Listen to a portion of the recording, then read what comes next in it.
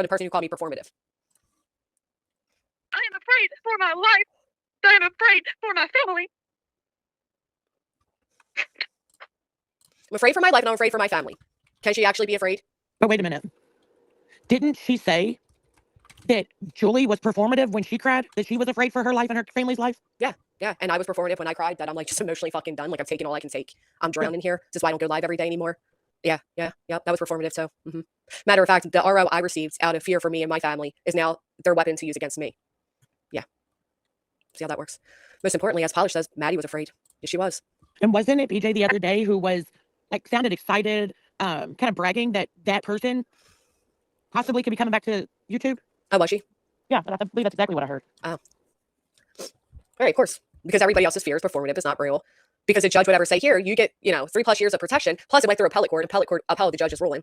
So 4 judges agreed with it because I supposedly sent around nudes and he was going to expose me. You think the courts would give NPA over the internet a restraining? Now, Brittany knows they're not that easy because her and her crew tried several times against me. They're not easy to get by any means.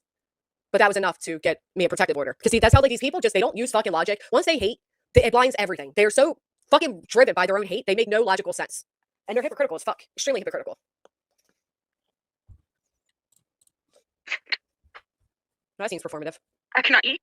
I cannot sleep. I can't eat, I can't sleep. It's the same thing Brittany said. But wait a minute.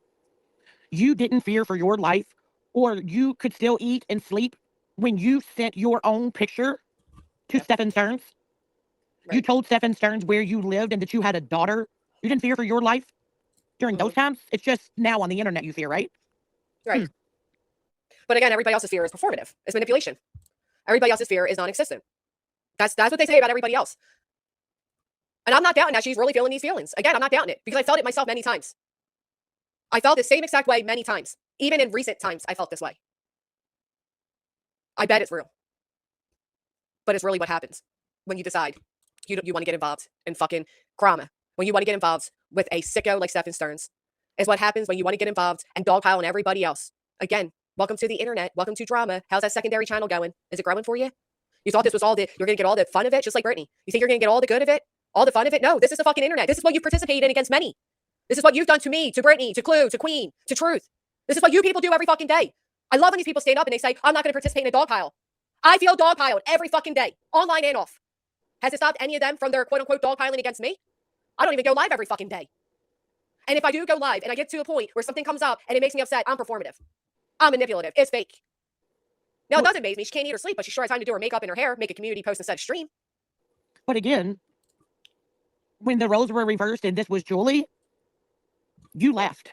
You cared not once that she had fear for herself and her family. No, but the whole entire internet is supposed to give a fuck that you fear for your life. If she does. He knows she really does. But again, it was a game to you to get involved in Julie's court case. Who are you to say she was in fear for her life or she wasn't? Right. That's my whole thing. And they said, well, Julie wasn't afraid because she was doing parodies. Okay, she was super chatting me a week ago that she'll never fucking cry. I'll never make her cry. She was just in the chats a week ago, clapping it up and cheering it on these people that were going after Queen. She was fine then. What changed now? Because now it's your turn to have eyes on you? I know y'all heard me say it, especially over the past 2 weeks. The tides always turn. The tables always turn. Enjoy it now because you're a nobody, so you don't have attention on you like we do every fucking day. Do you know how tiresome it is when I get online and I know that one wrong mistake is going to lead to 10 new dockets being filed? Fuck 10 more live streams calling me out. 10 more documents being filed that cost money to respond, okay? Do you know how that feels? Not only do I have your little friends that are going to clip up 50 million, you made a fucking video as I was like, confident as a motherfucker. Hee and ha-ha. And I said to her, I told her, it is going to suck when you get the attention instead of being the one joining in, going after everybody else.